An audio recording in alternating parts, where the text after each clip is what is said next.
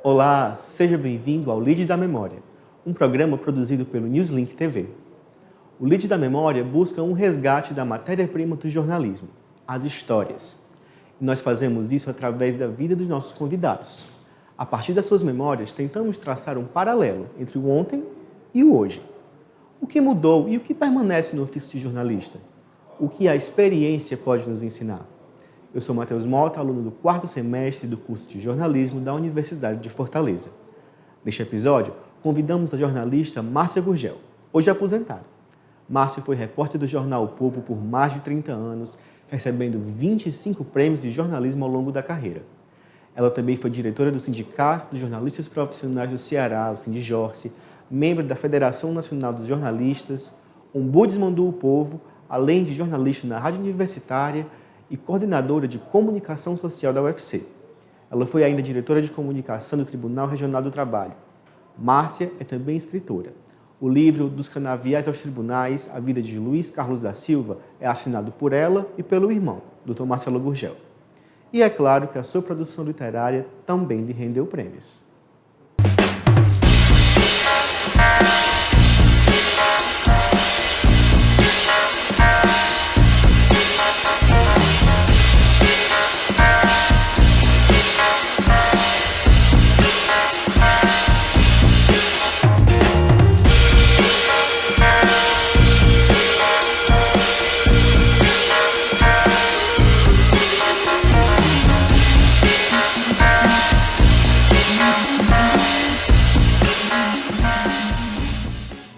Márcia Gurgel, bem-vinda ao Lead da Memória. É um prazer imenso contar com a sua presença aqui conosco hoje.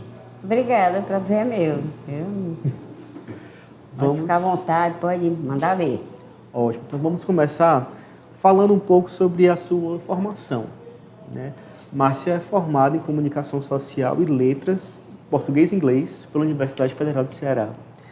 Márcia, você se formou nesses dois no começo dos anos 70, no auge da ditadura militar, com a censura, as perseguições. Como foi se formar jornalista nesse período? Bom, eu posso dizer que até testemunhei uma das primeiras prisões da Rosa da Fonseca. Nesse dia, o ministro da Educação, acho que eu já passaria, não sei, foi entrevistado num programa de TV e a Rosa foi lá e a Rosa mandou ver o ministro. Aí a Rosa estudava no curso de Ciências Sociais, que era no mesmo prédio, à tarde, e jornalismo era à noite. Eu ficava na Barão do Rio Branco, no prédio que tinha sido da Faculdade de Farmácia, e a Faculdade de Farmácia foi para o PC e nós ocupamos esse prédio. Então, a Rosa foi considerada subversiva, porque desacatou o ministro. Então, praticamente nós vimos a Rosa ser presa, mas ela nem ligou. Eu vi outra vez a Rosa ser presa, mas ela, quando chegou na Secretaria de Segurança, ela tinha ordem para ela ser solta, porque Dona Luísa Lostari gostava muito dela. Então, realmente havia sim. A gente dizia, fulano é dedo duro. Mas como você comprova? Se era tudo fechado. O certo é que houve um concurso para a monitoria, e eu disputei, tirei primeiro lugar e fui ser monitora. Eu fui monitora 2 vezes, da Adir e do Cid Carvalho. E um colega que era mais adiantado, Gilmar Carvalho, fez concurso, todo mundo sabia que ele tinha tirado primeiro lugar. E ele não pôde assumir. Veio uma ordem, não sei de onde, que o Gilmar não podia assumir, e ele não assumiu. Tempo depois, ele foi ser professor da UFC, e ele era uma pessoa maravilhosa, eu gostava demais do Gilmar. Fez o concurso comigo, eu pude assumir e ele não, porque eu não tinha ficha, né, aqui. E o Gilmar, nem sei se tinha, sei que não deixaram o Gilmar assumir, então... Você estava lá, tinha seus amigos, e tinha, inclusive na minha classe, tinha um colega que era da Polícia Federal, mas a gente até achava que ele nem era dedo duro, porque ficava muito na cara, né? Ele entregar os colegas. Então, mas que havia, assim, uma certa repressão. Lá na Letras, a gente lutou para refundar o centro acadêmico, foi a época do professor Arthur Eduardo Benevides. Ele deixou que a gente refundasse o centro acadêmico, mas com a condição de que não se falasse em política. Era só trabalho assim, como diz o outro, de literatura. Você podia fazer concurso literário, isso, aquilo, outro, mas nada de política. Então, a gente aceitou porque era melhor do que nada. E eu fui até da diretoria do Centro Acadêmico lá da Letras na minha época, mas não se falava em política, era proibido. E quando eu entrei no jornal, tinha um censor. Esse censor ficava na sala do editor. Chegava no final, já à noitinha, todas as matérias iam para lá, o nosso editor geral, e o censor lia. Aí esse censor dizia, vai, não vai, vai, não vai. Ou vai com cortes, entendeu? Havia isso. Mas o que acontecia também era, nessa época da ditadura, para quem era jornalista, o que era muito ruim também era uma autocensura. Todos nós sabíamos o que podia e o que não podia escrever. Então você já se censurava ao escrever. Você sabia, esse tema não entra. Isso aqui eu não posso dizer. Então já havia uma autocensura, porque a gente sabia que era tão ruim aquele censor cortar a matéria da gente, que a gente já cortava. A gente já nem escrevia aquele tema para poder não ser cortado. Então, é uma coisa que eu acho até pior do que a censura, é a autocensura. E isso aconteceu durante um bom tempo no jornal. Muito bem. A memória viva do jornalismo cearense conosco aqui. E aproveitando falando dessa rotina da redação, né? Márcia passou 31 anos na mesma empresa, no jornal O Povo. E aí, queria também que você explicasse um pouquinho mais para a gente a rotina de redação, né? Além da censura, como é que você entrou na redação? Qual foi a sua primeira editoria? Bom, é o seguinte, eu terminei em dezembro de 73. Aí viajei para o Projeto Rondon. Quando eu viajei, eu já tinha 2 convites para entrar no Jornal O Povo. Aí eu fui lá, falei, aí eu disse, vocês me esperam que eu vou para o Projeto Rondon Audácia. Aí foi o maior Projeto Rondon que já houve no Brasil. Foi nessa época, foi em Porto Alegre. Eu fiquei em Porto Alegre e o restante do Ceará foi para a cidade do interior. Só eu fiquei em Porto Alegre. Aí eu fiquei em Porto Alegre. Eu voltei no dia 14 de fevereiro. No dia 15 de fevereiro eu comecei a trabalhar no Jornal O Povo. Aí o seu corte assim, você vai ficar aqui um mês em experiência. Se for aprovado, você traz a sua carteira. Aí eu fiquei 15 dias. Quando chegou no dia 1º de março, eu peguei minha carteira. Seu Costa, não tem esse negócio de experiência, não. Eu já sou formado. Ou se eu assino, não assino. Eu não vou ficar aqui como jornalista de experiência, não. Está aqui minha carteira. Aí ele assinou. Então eu só fiquei 15 dias como jornalista estagiária. Nesse tempo era repórter setor. Aí ele já assinou como repórter setor. Aí eu fui subindo, aí passei para repórter. Nesse tempo tinha redator, hoje não tem mais, né? Então eu passei, era repórter setor, repórter... não, noticiarista, porque deixou de existir. Aí eu passei noticiarista. Então, cada plano de cargo que tinha, eu ia subindo. E passei para redatora, porque eu tinha uma segunda faculdade, eu ensinei inglês na cultura britânica, e pedi para sair porque estava muito cansada, eu estava como chefe. Com um ano no Jornal O Povo, acredita que o Flávio Porto teve a coragem de me chamar para ser chefe de reportagem? Aí eu, não tenho experiência para isso não. Aí não aceitei. Aí entrou uma colega que era em São Paulo, não sabia nada de cidade. Ela ficou pouquíssimo tempo, entregou. Aí disse, agora você vai. Eu disse, tá bom, eu vou ser subchefe. E você vai me ensinar o serviço. Aí eu fiquei um tempo como subchefe, depois fui chefe. Então, lá no Povo, realmente, eu passei 14 anos e meio na mesma editoria de cidade. Eu sabia cada buraco da cidade, né? Então, eu passei 14 anos e meio. Nesse tempo, eu fui chefe de reportagem, depois eles criaram o nome como editoria. Editoria de cidades, aí eu fui pauteiro uma época, fui repórter especial. Depois, no próprio Jornal O Povo, eu fui repórter do Vidiarte, depois fui editora do Vidiarte, fui repórter da editoria de política, fui repórter especial de novo, fui chefe de reportagem de novo, era assim, e aí vinha. Eu que entregava a chefia toda a vida, porque, para dizer a verdade, eu não gostava de ser chefe. Eu sempre gostei de reportar, de ir para a rua e de escrever. E você, chefe, é burocracia pura. Olha, não faço questão não, porque é chato. É burocrata, é você mandar, como é, deu certo a pauta? Deixa eu ver, não deu, por quê, não sei o quê. Não gosto, não gostava. Eu fui, nem sei quantas vezes que eu fui chefe, editora, e terminei editora do Vidiarte e saí para assumir o emprego da UFC.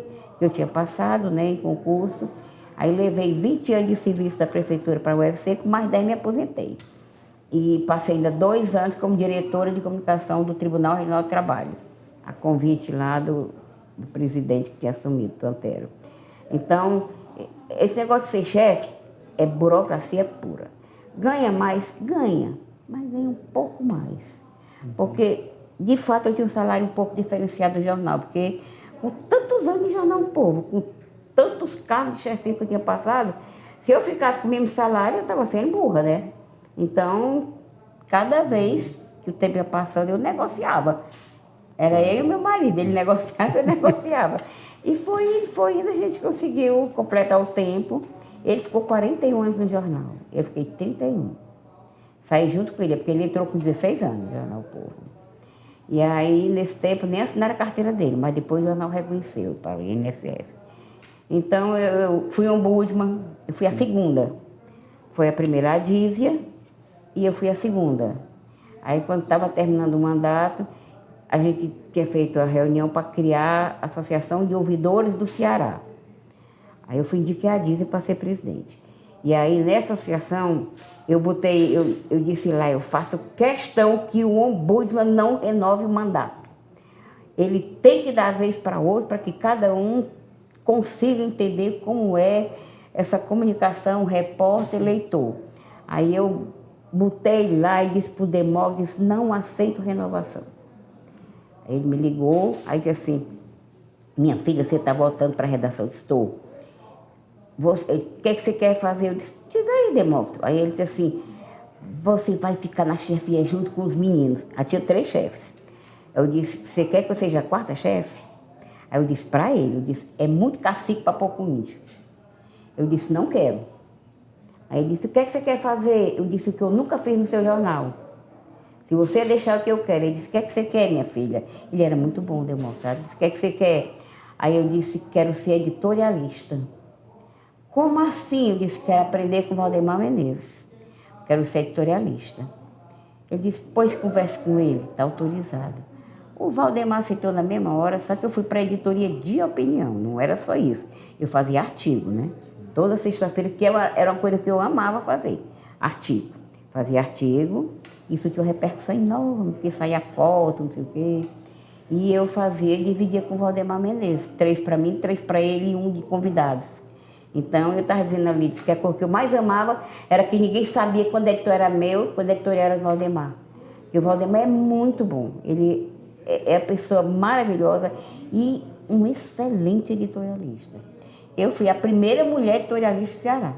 A primeira mulher a fazer editorial. Nunca, nem no jornal, nem na tribuna, nem no diário, nenhuma mulher tinha feito editorial. E aí, isso me chama a atenção, Márcia. Primeira mulher editorialista do Ceará. Nessa época, ser editorialista, ser chefe, você já foi chefe de redação também lá no jornal. Sim. Ser mulher naquela época, tinha o seu desafio a mais, uma mulher naquela época mandando na redação? A questão, não, por mandar na redação, não, nunca tive nenhuma barreira. Apenas eu confesso que é mais difícil, porque como eu tinha 3 filhos, né? Então eu tinha que acompanhar o desenvolvimento dela. E minhas filhas eram muito estudiosas. Minha filha mais velha é professora doutora da Unicamp, quase professora titular. A outra é médica e a outra é veterinária. Então, eu achava importante acompanhar o estudo delas, né? E eu era pé de boi também no trabalho. Então, o que dificultava para mim era isso, era o fato de ser mãe, dar conta da casa, de 3 filhos, né? E dar conta do trabalho. Então, não era por ser mulher que era difícil, era por ser mãe e ter filhos, entendeu? Era isso que tornava a atividade mais dura. A discussão da jornada dupla, tripla, né? Era tripla jornada. E teve uma época que eu fui professora do Estado. Ensinei 3 meses na escola, nunca recebi um centavo. Pedi demissão, nesse tempo o Estado atrasava. Ensinei 2 anos e meio na cultura britânica, pedi demissão. Graças a Deus que eu nunca fui demitida na minha vida, nunca. Nem do Jornal Povo, nem do prefeito, nem de canto nenhum, nunca fui demitida, nunca. Então, até da UFC, hoje eu fiz besteira. Porque meus colegas que entraram nesse tempo, a gente, na UFC, os professores não eram funcionários assim, concursados. Eu entrei lá a convite, né? E aí depois todos foram absorvidos quando veio a Constituição de 88, né? E aí todos foram encampados e ficaram como professor da UFC. E eu tinha saído. Mas tem nada não, tudo tem sua razão de ter, precisa de existir, né? Tá certo. A gente vai agora para um intervalo rapidinho e voltamos já.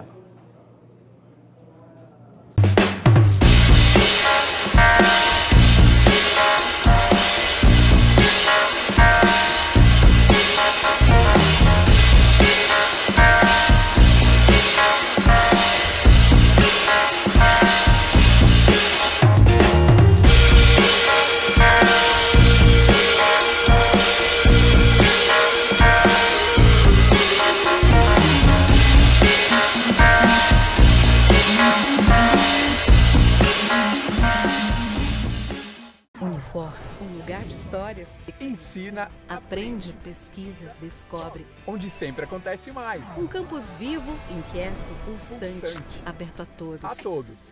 Busque é incomparável. Unifor.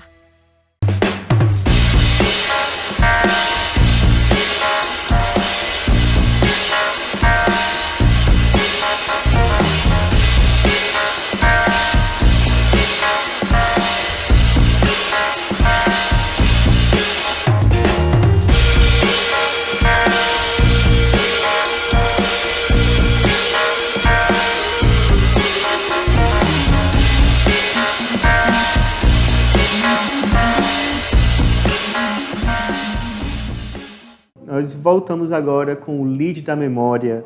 Nesse episódio, temos aqui a presença da nossa jornalista Márcia Gurgel. No segundo bloco do programa, a gente vai falar um pouco sobre a vida pessoal da nossa convidada, entrar um pouco na família, nos afetos. Antes do intervalo, Márcia, você estava falando um pouco dessa jornada, né? De ser mãe, de trabalhar no jornal, casa. E a família é uma coisa que está bem presente, assim, inclusive nos seus trabalhos. Márcia é escritora também, não só jornalista premiada, mas escritora premiada. Nós estamos com o livro dela aqui, O Caboré, tem os poemas aqui cinzas, tem os contos, né? Cinza e acho que, não sei se é as rosas, nem me lembro não. Tá aí. E um outro trabalho da Márcia foi um livro em parceria com o irmão dela, Dr. Marcelo, sobre o pai deles, Dr. Luiz Carlos da Silva. Um livro biográfico, né? E aí eu queria te perguntar, Márcia, seus pais muito presentes no seu trabalho o tempo inteiro, qual foi a grande influência no seu trabalho que a sua família exerceu? É o seguinte, eu nasci numa escola. Eu e alguns dos irmãos. Meu pai tinha uma escolinha, Instituto Padre Anchieta. Então eu nasci lá. Era na frente, depois foi que ele fez uma outra casa. Então, tanto o papai como a minha mãe, eles eram muito assim, muito presentes em termos de estudo, né? Então, éramos 11 irmãos. Morreu uma, já com 28 anos. Então, 11 irmãos. Todos passaram no vestibular de primeiro. Todos, e tudo em universidade pública. Só um foi para a URCA, porque foi morar com outro irmão lá, e é também pública, né? Aí fez direito lá. Mas nós todos fizemos faculdade aqui, e eu ter feito 2 faculdades quer dizer nada. Praticamente todo mundo lá de casa fez 2 faculdades. E fez, eu só mole, porque tive logo frio, porque quase todos, tipo, o Marcelo tem doutorado, muitas irmãs minhas, eu tenho irmã que é professora da Unicamp, também tem doutorado, tem irmão médico, e quase todos têm, a minha tem doutorado, então quase todos têm mestrado e doutorado. Eu só fiz especialização, né, em pesquisa, e como casei, e com 1 ano e pouco já tive a primeira filha, então ficou difícil eu voltar para a faculdade, né, já trabalhando, e eu trabalhava em 2 lugares. Eu trabalhava na prefeitura e trabalhava no Jornal O Povo e tinha 3 filhos. Então, como que eu podia estudar? Ainda tem uma terceira faculdade, que eu tinha esquecido dela, que nesse tempo, quando eu fiz a faculdade, diziam que a nossa faculdade era polivalente, que a gente estava formado para ser jornalista de jornal, de rádio, TV, publicidade e propaganda, relações públicas, cinema, que nada. Aí passou um tempo, Lá se veio o Conherp de Recife, eu cheguei a me filiar na BRP, porque a prefeitura era a Secretaria de Imprensa e Relações Públicas. Aí veio o Conherp lá em cima, disse, não, vocês não são relações públicas, não. Disse, mas a gente... Não, a profissão de relações públicas foi regulamentada antes até do que a nossa, de jornalismo. Aí o Conherp exigiu que quem estivesse trabalhando na área tinha que fazer RP. Mas como a gente tinha feito muitas disciplinas de RP ao longo da faculdade, então o Conherp com a UFC montou um curso de 1 ano, que ia de segunda a sábado, até sábado, era noturno, dia de sábado era de dia, montou um curso de 1 ano de complementação de estudos em relações públicas para nos reconhecer como relações públicas. Então a gente depois se filiou. Esse curso só foram 2 cursos, o meu e o seguinte, depois encerraram. Então, hoje, quem quiser ser relações públicas tem que fazer faculdade. Mas a gente foi apostilar de diploma, então, na verdade, eu tenho essa terceira faculdade, é porque eu me esqueço dela, né? Então, teve essa de RP. Então, na minha casa, todo mundo gostava de estudar. Então, e esse negócio do livro do papai, a gente fez com o maior carinho. No ano seguinte, fizemos outro, que eram os 90 anos dele, fizemos da mamãe, mas eu também fiz outro com o Marcelo, sobre o Frei Lauro, que foi, assim, lá no Altar Bonfim. Então, mas eu não me considero escritora, não. O escritor é ele. Eu só ajudava. Ele é que é o escritor, não eu, entendeu? Agora, já gostei muito de literatura. Eu ganhei... Meu primeiro prêmio não foi jornalismo, foi poesia. Pensa que eu fiz uma poesia rimada e metrificada em versos decassílabos. A primeira poesia que eu fiz na vida, aí ganhei o prêmio. Ganhei uma taça igual aquela. Aí eu terminei me animando. Eu acho que eu fiz umas 500 poesias. Aí, quando eu me casei, acabou a vontade de fazer poesia. O meu marido disse assim, né? Ele disse assim, mas você fazia poesia para os outros e não faz para mim? Eu digo, não, Nando, a gente faz poesia não é para uma pessoa. Você mais ou menos fantasia uma situação. Você imagina aquela situação e aquilo dá uma poesia. E eu fazia poesia, não era mais metrificada, foi só a primeira. Aí ele disse que eu nunca fiz uma poesia para ele, e é verdade, nunca fiz. Nem para ele, nem para ninguém. Simplesmente estão todas guardadas lá em cima. Ele nunca nem leu, nem eu. Desde que eu botei lá em cima, morreu. Morreu. Tem umas 500 poesias, morreu. A taça ficou velha, eu botei foi no lixo. A taça do prêmio. Aí ganhei o prêmio assim desses aí. E depois comecei a... Acho que com 1 ano de jornal já ganhei um prêmio da CI. Aquilo ali é o chamado Prêmio dos Prêmios, né? Que eu fui... De acordo com a CI, eu fui a repórter mais premiada até aquela época, né? Aí eu achei engraçado que todo mundo dizia que era Dedé de Castro. Não era, era eu. Aí, mas também chegou um momento que eu resolvi que eu não queria mais disputar prêmio nenhum. Passei a não me candidatar a nada. Sabe aquela coisa que você acha que já deu? E também eu acho que você tem que ir tirando o seu trem do trilho para que outros possam tentar. Então, eu sempre achei o seguinte, que quando eu terminei, quando eu pedi demissão de Jornal Povo, não podia mais escrever. Podia, mas eu acho que tem tanta gente se formando que se os velhos não saírem, cadê o lugar? Não tem lugar mais, não tem lugar, a imprensa está cheia. Então, eu acho que todo mundo que já fez a sua parte, saia, pelo amor de Deus, não fica aí guardando lugar, não. Eu não sou favorável a pessoa ficar guardando lugar, ficar lá se eternizando, se repetindo, sabe? Eu acho que tem mais é que sair. Não me arrependo, eu quero é que um monte de gente fique no meu lugar. Não me arrependo de jeito nenhum. Eu fico chateada quando eu vejo uma pessoa marcando passo ali no jornal e fazendo coisa que não acrescenta mais nada. Pois eu não quero mais isso não, meu povo. Tem que sair enquanto você tem alguma coisa para dar, e porque eu acho que é o seguinte, se tem faculdade, onde for, tem na UC, tem aqui, tem um monte de faculdade de jornalismo, aonde vão trabalhar? Não vai ter mercado para esse povo. Se os que estão aí, há 30 anos na profissão, não saírem, os jovens não entram. Então, eu acho que quem já fez a sua parte, já deu a sua contribuição à profissão, saia. Dê um lugar para o outro. Eu defendo essa teoria, pode até estar errada, mas eu acho que quem já fez o que devia fazer, saia, pelo amor de Deus, né? Não me arrependo, não.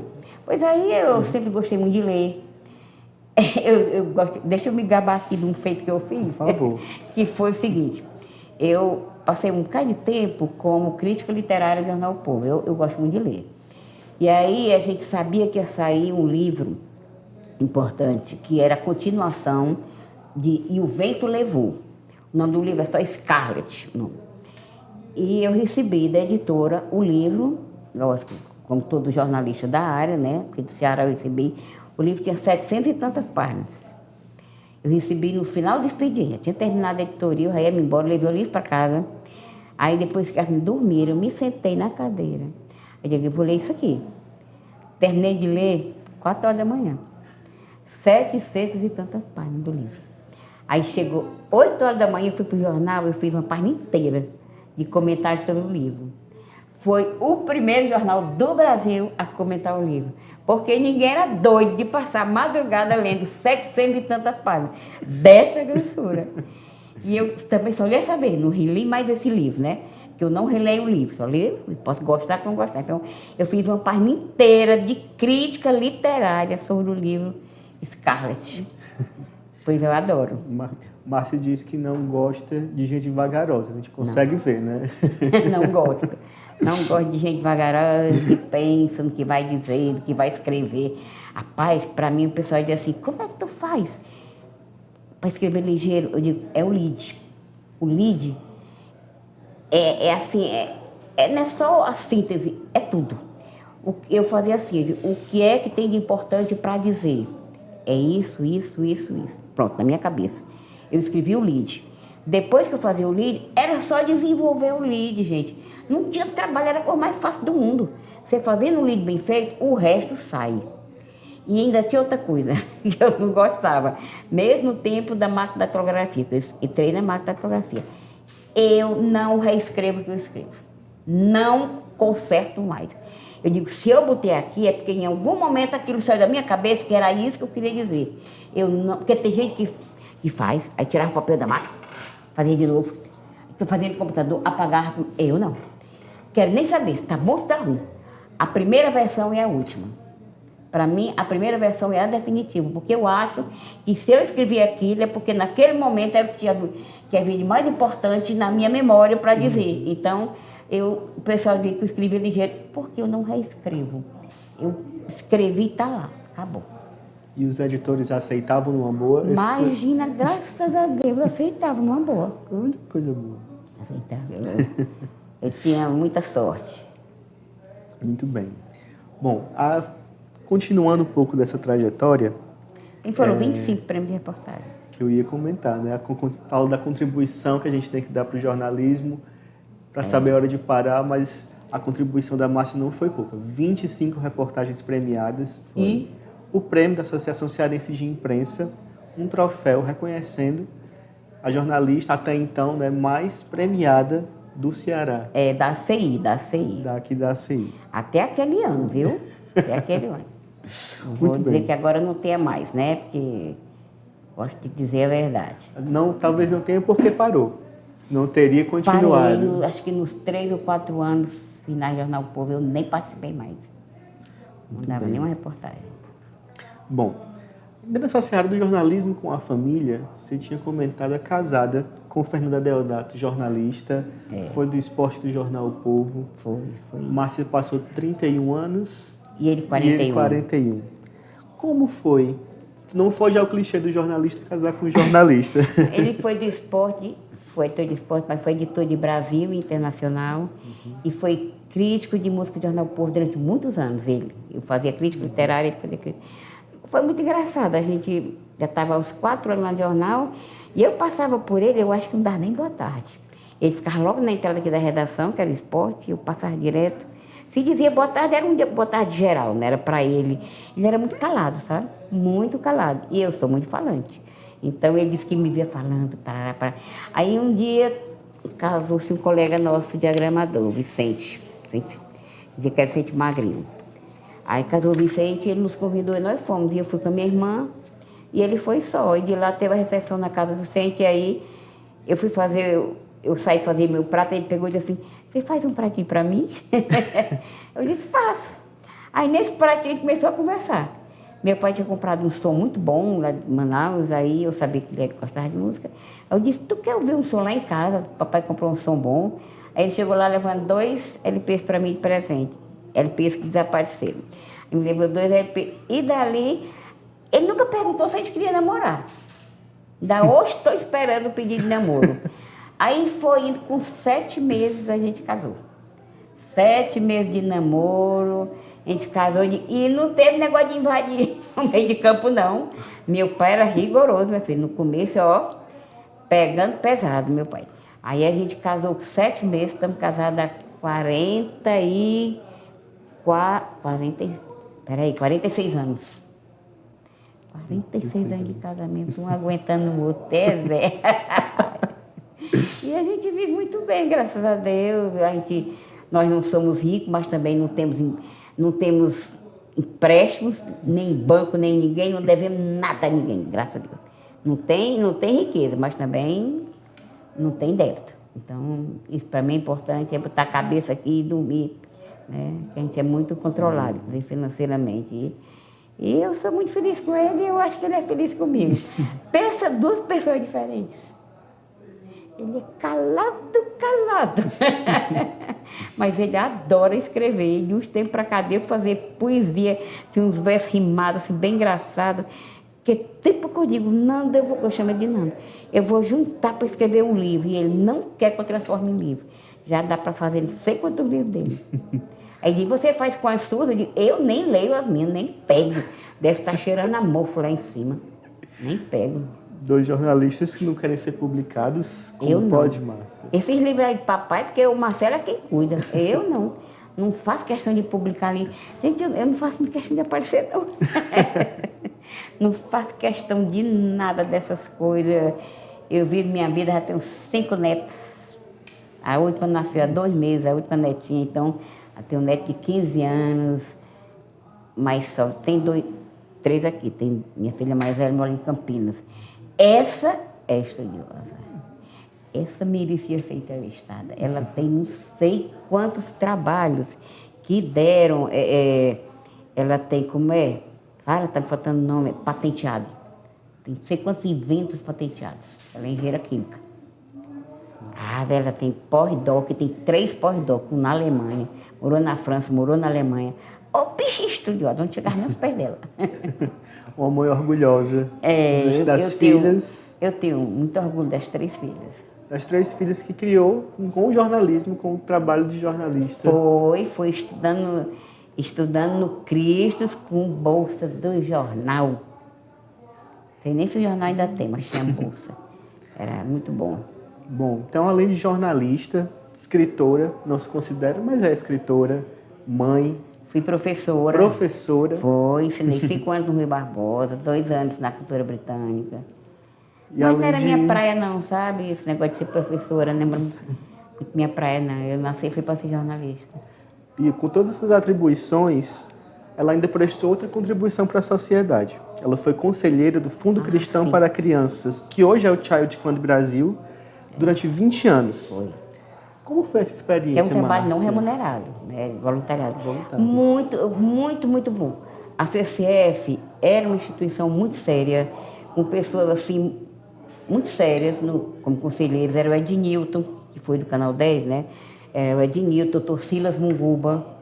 Aí tinha um primo dele, Aristóbulo Munguba, a doutora Vera, que foi da Fundação de Serviço Social. Acho que até a Socorro França foi também, a Socorro França. E de pobre lascado só tinha eu. Aí eu fui 20 anos, eu só deixei, nós tínhamos reunião mensal, porque eu estava com uma editora do Videarte e eu tinha um horário muito, assim, apertado para descer o jornal. E os encontros eram um almoço, a gente ia sempre para um dos locais que o Fundo Cristão apadrinhava e de lá tinha um almoço, às vezes ia para a sede. Então eu, quando faltei o segundo seguido, porque eu não podia sair na hora do almoço, era crucial o fechamento do Videarte, né? E eu não gosto de ser pela metade. Então, quando eu vi que eu tinha faltado 2 vezes seguidas e que eu ia continuar faltando, aí eu fiz uma carta, entregando o cargo, pedindo demissão, tarará, e saí, era uma despedidazinha. Então, foi um trabalho assim que me honrou muito, eu gostava muito de trabalhar, sabe? A gente ia no Lagamar. Lagamar, esse aí eu tenho orgulho, porque eu fui fazer uma reportagem pelo jornal e vi a miséria do Lagamar tudinho. Aí eu consegui convencer o Fundo Cristão a levar a CCF para lá. E o outro, eles deram um trabalho, não sei nem se ainda tem, ali na favela do Dendê, também fui fazer uma reportagem, era uma pobreza, era uma coisa assim, sabe como é, assim, usando um chavão de cortar coração? Era assim, muito pobre. Aí o Fundo Cristão foi para lá e ajudou durante muito tempo. Hoje eu não sei mais como está o Fundo Cristão, nem sei mais quem é o presidente, já está com mais de 10 anos que eu deixei, então nem sei mais como está o Fundo Cristão. Mas eu tinha muita honra de ser do Fundo Cristão. É isso, gente. O trabalho de Márcia Gurgel. A gente segue com mais um intervalo e volta daqui a pouco para o nosso terceiro e último bloco.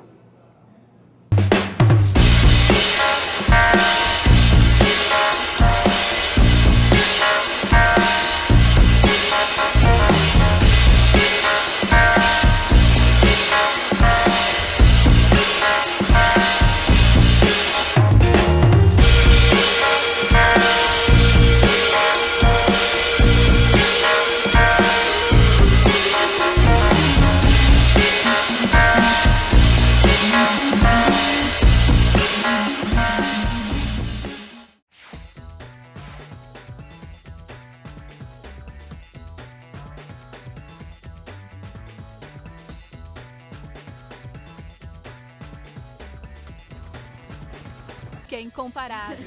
Unifor.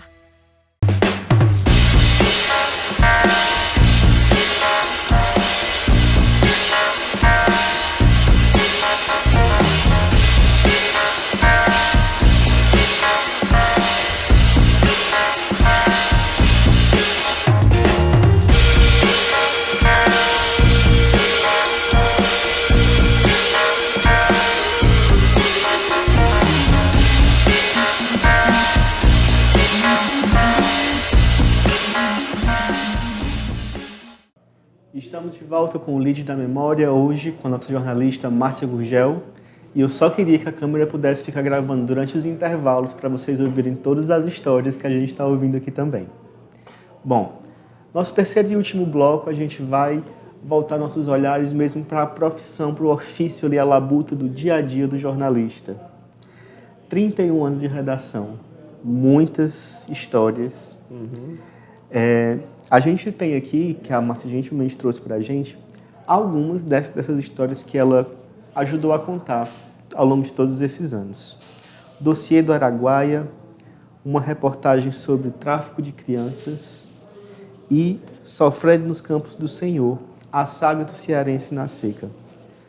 Só para vocês saberem, esses daqui são só de 93, viu? Aquilo todo dia de 93. Uma pasta enorme aqui só de um único ano.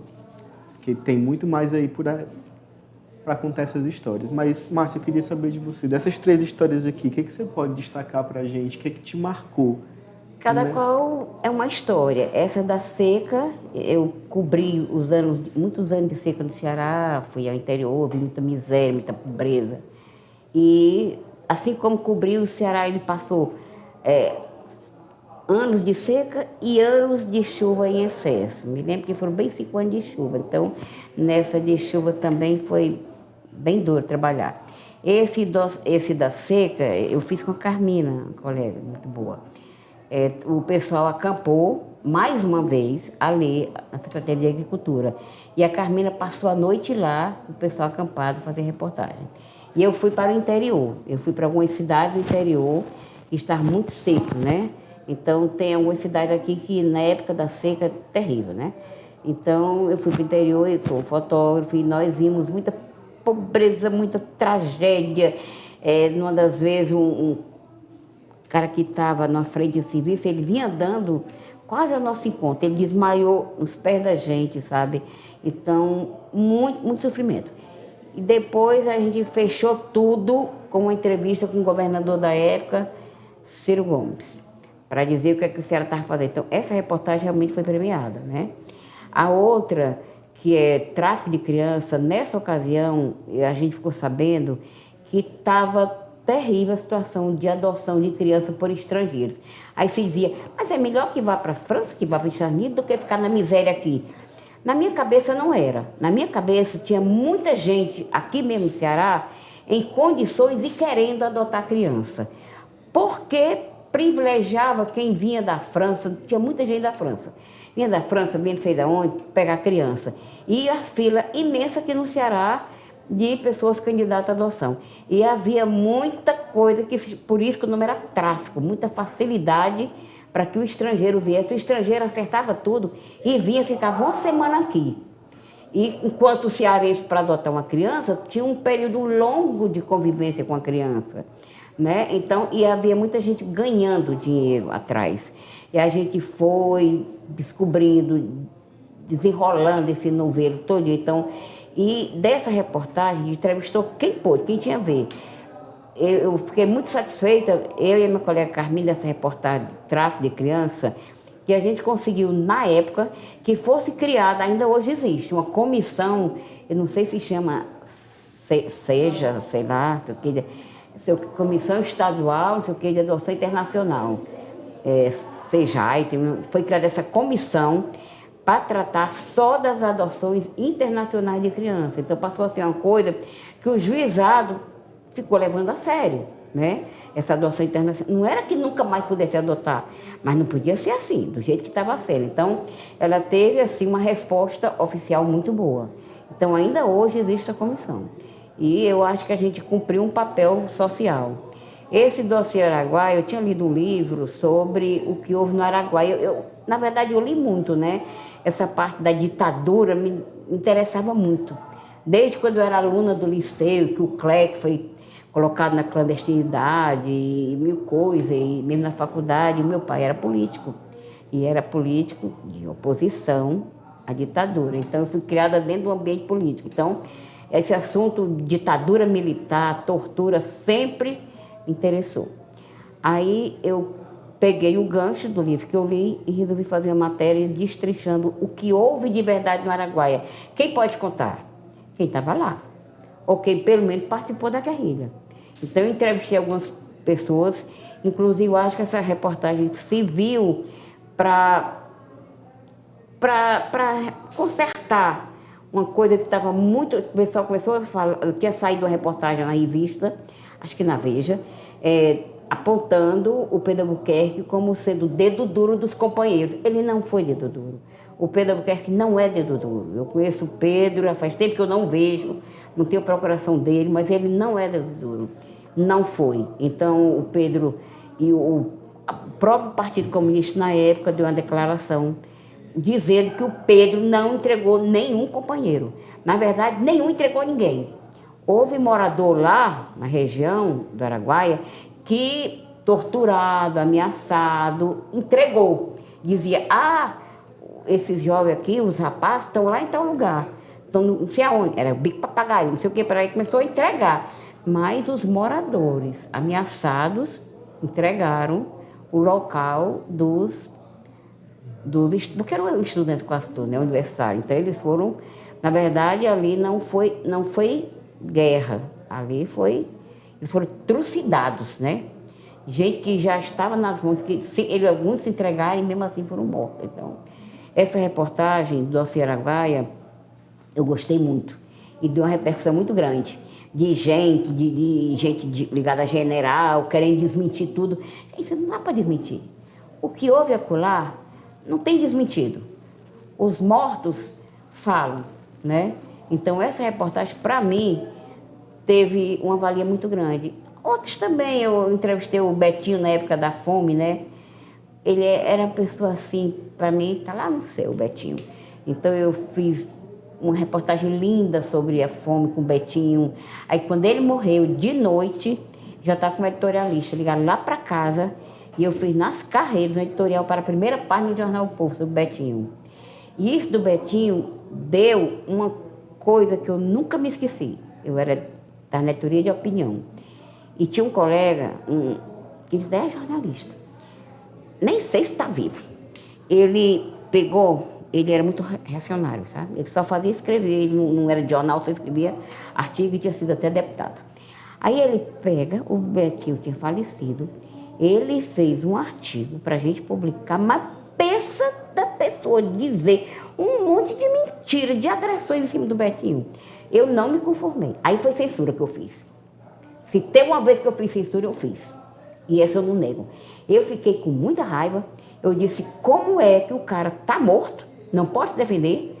O Betinho é uma unanimidade nacional. Ele foi perseguido político, um cara que estava com AIDS porque era hemofílico, tinha tudo para ser uma pessoa assim morta e lutou até morrer. E chega uma pessoa dessa que só vai receber o dinheiro de aposentar deputado para dizer um monte de mentira do Betinho. Eu disse, esse artigo não sai.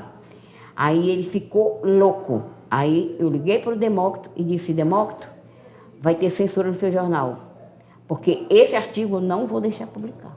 Aí liguei para o Valdemar Menezes, que era o editor oficial, era subeditor, mas na prática eu fazia, né? Aí eu disse, Valdemar, teve isso, e eu não vou deixar sair o artigo. Ele disse, não sai mesmo não. Ele ficou com muita raiva, foi depois falar com o Demócrito de novo, e parará, espalhou muita história. Tará. Eu disse, não me arrependo. Se o Betinho tivesse vivo, ele podia escolher, deixa que o Betinho pudesse defender. Agora, o Betinho morto, você querer destruir a imagem de uma pessoa que era unanimidade nacional, então pode dizer que eu fiz censura uma vez na vida. Foi esse, eu rasguei o artigo dele. Então, eu tinha feito uma entrevista com o Betinho, tinha feito tudo, então foi outra reportagem muito boa que eu acho que eu fiz na época, foi essa da fome do Betinho. Então, eu fico muito contente porque muita coisa dava certo, sabe? A gente ia para uma favela, aí como foi uma vez para a favela, dentro desse tempo era muito atrasado lá, era muita lama. E aí os alunos do Colégio Batista, acho que não tinha uniforme ainda não sei que do Colégio Batista, se reuniram e foram para a favela levar alimento, roupa, tudo para as pessoas. E depois eu acompanhei, do mesmo jeito no Lagamar, sabe? Então eu ficava muito contente quando a reportagem alcançava o objetivo dela, que era de ajudar. Porque a gente está no jornal para denunciar o que está errado, para elogiar o que precisa ser elogiado e para sempre que possível ajudar quem está precisando, sabe? O meu lema era esse aí, então eu ficava muito contente quando tinha esse tipo de resposta. E é sobre justamente essa ética, né, esse espírito de jornalista que eu vou te perguntar agora. Desses movimentos que existiam naquela época para agora, você acha que se mantém esse padrão, por exemplo, esse tipo de artigo que ofende a memória de alguém, que acaba saindo nas páginas dos jornais? Como é que tu vê essa porque essa atualmente relação? eu não sei se é o Plínio Bortolotti. O Plínio é sério, que está editando opinião. Sei que o Valdemar Menezes se aposentou. O Valdemar não deixaria também sair não, sabe? Mas é porque nessa editoria de opinião era tanto ego. Tinha articulista, só porque era professor da universidade, ele botou o título dele, eu não cortei uma linha do artigo dele. Um dia ele me fez esperar até 2 horas da manhã. Ele foi para um casamento e me deixou esperando para cortar o artigo dele, porque ele não deixava cortar, né? Aí o título dele não cabia, apertei. Eu tirei, sabe o quê? Um ponto de exclamação. Ele quase me mata. Me encontrou lá na UFC, disse o diabo comigo, foi se queixar para o Demócrito, que eu tinha mexido no artigo dele. Eu tirei um ponto de exclamação do título dele. Então, isso na imprensa tem muita coisa assim de ego, principalmente de quem é só colaborador, que não está lá no batente. Então, eu acho que o Jornal Povo, participo de um grupo, sabe? A gente chama Confraria das Belas, que é de ex e atuais, funcionários da USP. Então, tem umas aí muito boas que eu acho que elas não deixariam que o jornal entrasse pelo cano, em termos assim de ética. A Fátima Sudária é muito boa, a Tânia, sabe? Então, elas ainda estão, a Regina Ribeiro, ainda estão no jornal. Então, a gente é desse grupo. Mas o dia a dia, o Demetrio, o pessoal ótimo. Então, o dia a dia do jornal, eu nem posso mais te falar tanto, porque eu saí de lá, está com muito tempo. Conheço, já voltei. Às vezes que eu voltei para lá, foi para ser entrevistada. Porque depois que eu saí do jornal, eu não escrevi uma linha para o Jornal Povo. Nem para ninguém. Eu não escrevo mais. Acabou-se. Acabou. Jornalista aposentada. Mas eu acho que sim, o Diário Nordeste lamentavelmente fechou, né? Então, esse negócio de online não cola muito para mim. Não cola. Eu leio o jornal de papel, o Povo, e tem a assinatura do Povo Online. né? Eu tenho. Mas o Diário Nordeste eu não fiz assinatura. Só fiz do Povo online e tenho o Povo de papel, né? Sobre essa questão da internet, né? Um desses seus muitos ofícios, né, foi na Secretaria de Relações Públicas da Prefeitura. Foi, Secretaria de No Tribunal Regional do Trabalho também.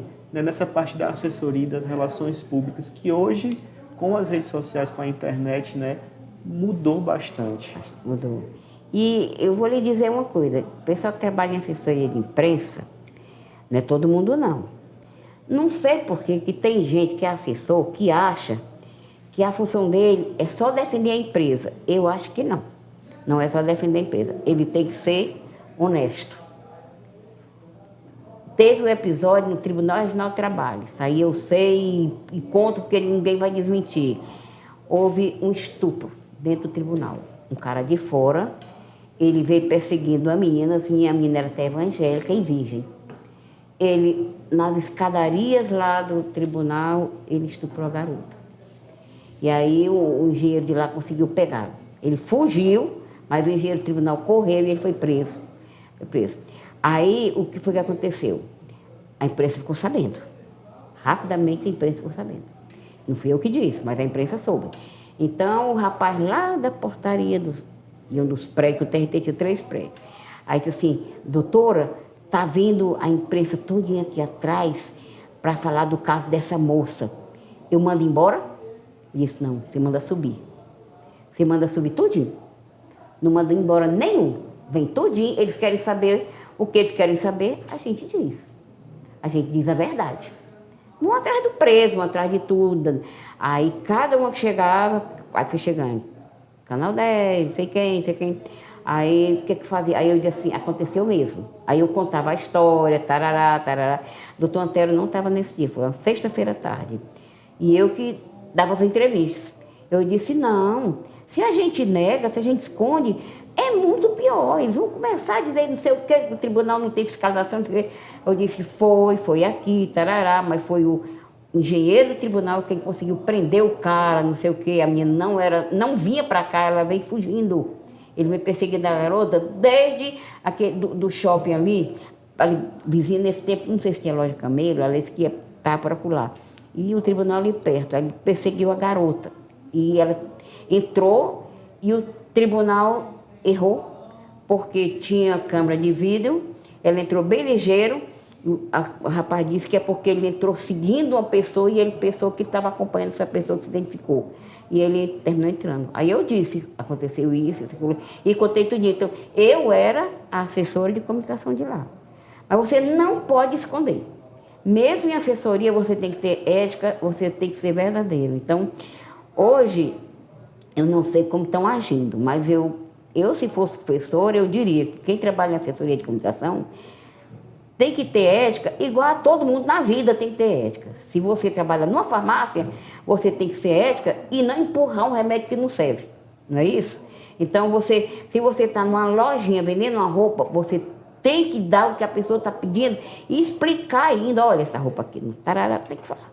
Então, eu acho que, eu não peguei, você falou em internet, sim, já vi internet, a gente tinha muito contato com os outros tribunais, eu participei de seminário, de tudo, de congresso, com assessores de tribunais, nós tínhamos contato com a TV Justiça, a gente fez algumas reportagens para a TV Justiça, então já havia isso, né? E no final a gente fazia uma revista do tribunal que era 90% de louvação ao presidente, que terminava com essa revista, o mandato dele, que são 2 anos. Aí eu disse, doutor Antero, vai sair uma foto sua na revista toda, a revista era dessa professora, só a de apresentação da revista, uns 3x4. O senhor já fica sabendo que aonde tiver inaugurado, que o senhor aparecer, eu vou cortar a sua foto. Ele disse, faça como você quiser, doutora. A única foto do presidente do tribunal da revista que eu fiz é na apresentação da revista. Pronto. E ele se despediu no tribunal. Não tem uma foto dele nem inaugurando obra. A revista não era dele. A revista era da gestão, era do tribunal. Então, eu acho que quem trabalha em assessoria de imprensa tem que ter a mesma cabeça que quem trabalha em jornal. Quem trabalha em jornal, quem trabalha em televisão, quem trabalha numa farmácia, quem trabalha numa bodega, quem trabalha no supermercado, a cabeça tem que ser a mesma. De ser honesto com o seu trabalho e com quem você está atendendo, sabe? Então, no tribunal foi assim, graças a Deus, fizemos uma revista linda, linda, com marca d'água colorida, linda, todo mundo elogiou a revista, fiquei super contente, sabe, no tribunal. Só fiquei a gestão dele, porque lá, doutor, saiu rei morto, rei posto, né? Aí é. Entre outros. Então, eu peguei muito pouco no jornal, claro, já trabalhava no computador, né? A gente já usava o computador, mas também trabalhei mais anos, foi na base da tipografia. Em toda essa história, mais de 30 anos de carreira, uma das nossas pesquisas chama muita atenção essas grandes coberturas que ela fez. A gente pode destacar a queda do voo 168 na Serra de Aratanha. Márcia também foi uma das primeiras jornalistas do Brasil a ser a editorialista do jornal, uma mulher. Foi também uma das primeiras jornalistas a falar sobre a epidemia de HIV no Brasil. Tinha esquecido. Inclusive, foi uma das primeiras a entrevistar um paciente na redação, a trazer para esse ambiente. Dentre esses universos de coisas marcantes dessa carreira enorme, a gente quer encerrar, Márcia, a nossa conversa de hoje com essa sua voz da experiência, para o jornalista que está chegando hoje na redação, para nós que estamos aqui nos formando. Qual é o conselho, qual é a lição que você deixa? Isso que eu acabei de dizer, ele tem que ser, antes de saber escrever, ele tem que ter ética. Ele tem que ter ética na vida, tem que ter ética na profissão. Segundo, ele precisa gostar do que ele vai fazer. Se ele não gostar, nem comece. Outra, não pense que vai ficar rico. Como jornalista, não conheço jornalista rico. Então, não vai ficar... Mas também não passa fome, não, viu? Não passa fome, ele consegue viver com uma certa, graças a Deus, facilidade. Então, mas não pense que vai ficar rico. E não pense que você vai ser amigo das autoridades. Aquela autoridade vai ir para paricar o jornalista. Sai por enquanto. O jornalista não é amigo da autoridade. Eu tinha muita gente conhecida. Eu conhecia, tanto que no meu casamento estavam todos os secretários da prefeitura, um monte de secretário de Estado. Na calçada da igreja, o primeiro cumprimento que eu recebi antes de entrar na igreja foi do prefeito da cidade, que era Evandro Aires de Moura. Mas são meus amigos? Não. Não mantenho amizade com nenhum deles. Aquilo ali é fonte. Você tem suas fontes. Mantenha suas fontes. É muito bom a gente ter fonte. Eu tinha um caderninho, minhas fontes eram assim privilegiadas. Eu tinha muita fonte mesmo. Então, eu tinha fonte para tudo. Para a área de saúde, para a área de transporte, tinha fonte. Mas não são seus amigos. As fontes são muito úteis para você, mas não são seus amiguinhos de infância. Não são.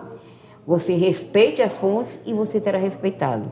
E você trabalhe com amor, você goste do que está fazendo e estude, porque mesmo você trabalhando, você tem que aprender novas coisas, porque a vida é assim, né? Não para, a vida não para. Então a gente também não para. Eu adoro ler. Em 10 semanas eu li um livro, então eu gosto muito de ler e para mim a coisa que o jornalista mais precisa fazer na vida é ler. Ler, ler, ler. Quem lê sabe escrever. Eu defendo isso, que quem lê escreve. Porque você termina assimilando. É claro, você vai ler livro bom, você não vai ler qualquer porqueira, né? Então você lê livros bons, eu gosto muito de literatura, eu gosto até de ler poesia, por exemplo, eu adoro Fernando Pessoa. Então, quem lê bons livros sabe escrever. Então, leia. Leia livros que tem a ver com a sua profissão, mas leia também coisas para você se antenar com o que acontece na sociedade, né? Quando eu era um burro, eu lia tudo quanto era de jornal grande do Brasil, revista e não sei o quê. Hoje eu ainda assisto, parece mentira, eu assisto só noticiário, não gosto de novela, não assisto nenhuma novela, eu acho uma chatura, tanto vai ser nova como velha. Programa de auditório, tipo Hulk, não sei o quê, eu não assisto nenhum. Para mim, programa bom é programa de reportagem, que tem uns programas de reportagem boa, né? De reportagem, e noticiário. Meu marido disse, você parece que é munida a noticiário, não esqueceu o jornal? Não esqueci, só que eu quero ser uma pessoa bem informada. Então, eu começo de manhãzinha. Quer dizer, eu não gosto muito de noticiário policial, Quando desanda, passou a ser crime besta, não me interessa. Mas crime como aquele dos fugitivos, não, acompanhava, não sei o quê. Então, eu assisto televisão, noticiário, sempre que eu posso. Eu estou lendo livro. Hoje eu já não leio mais como antigamente, porque está com a netinha de 2 meses, eu vou muito lá, não sei o quê. Estamos curtindo a Catarina agora, né? Mas eu ainda gosto muito de ler. Então, um jornalista, ele só sabe escrever se ele souber ler. E se atualize, não só pela internet. Tudo que você tiver na sua frente, não sendo... Rapaz, eu digo assim para meu marido, digo, olha, se não tiver o que ler, eu leio nem que seja bula de remédio. Eu não posso ficar sem livro, eu fico doente se eu ficar sem um livro. Anteontem eu li um, eu disse, menina da minha mãe, levei 2 dias para ler um livro. Aí eu digo, eu li o livro num dia, agora eu passei 2 dias, porque eu gosto de fazer palavra cruzada. Aí tá aqui a palavra cruzada, o livro, e caça-palavra. Aí uso um, os outros, e outro. Aí, mas contanto que você faça. Palavra cruzada, tudo ajuda. Principalmente para a gente não ter Alzheimer. Eu tenho medo horrível de Alzheimer. Minha mãe teve Alzheimer. Então, eu tenho um medo que eu acho que é o nosso destino, infelizmente, né? Então, enquanto não tem Alzheimer, você vai aprendendo a cada dia. Cada dia você aprende um pouquinho mais. Então, e faça o que você gosta. Faça o que você gosta. Você não gosta de jornalismo da área policial? Dê um jeitinho, saia, porque eu detesto policial. Nunca trabalhei na editoria de polícia. Fazia uma reportagem policial, coisa especial. Por exemplo, teve uma coisa na Câmara, né? Houve um escândalo na Câmara de Fortaleza, negócio a CPI do ar-condicionado. Aí eu trabalhei até o fim dessa história da CPI, mas era diferente. Era uma CPI na Câmara Municipal para a história dos ar-condicionado. Mas o dia a dia, tu é doida. Eu tive muito colega que dizia assim, que chegava na casa do morto, ele que dava notícia para a viúva, aqui é a casa da viúva do fulano de tal, a mulher não sabia nem que o marido tinha morrido, que eu vim buscar a foto dele, né? O Galeguinho não escrevia, né? Ele só colhia por onde escrever. Então, faça o que você gosta. Se gosta de esporte, vá para o esporte. Tá? Tá bom. Márcia, muitíssimo obrigado pela sua presença. Espero que tenha servido. A gente agradece demais a experiência. Essas não são dicas, eu acho que são lições realmente que a gente tira dessa conversa. A gente agradece você também que nos acompanhou durante esse episódio. Lídio da Memória é um programa produzido pelo Newslink TV, pelo curso de jornalismo da Universidade de Fortaleza. Muito obrigado pela sua companhia e até a próxima. Tchau!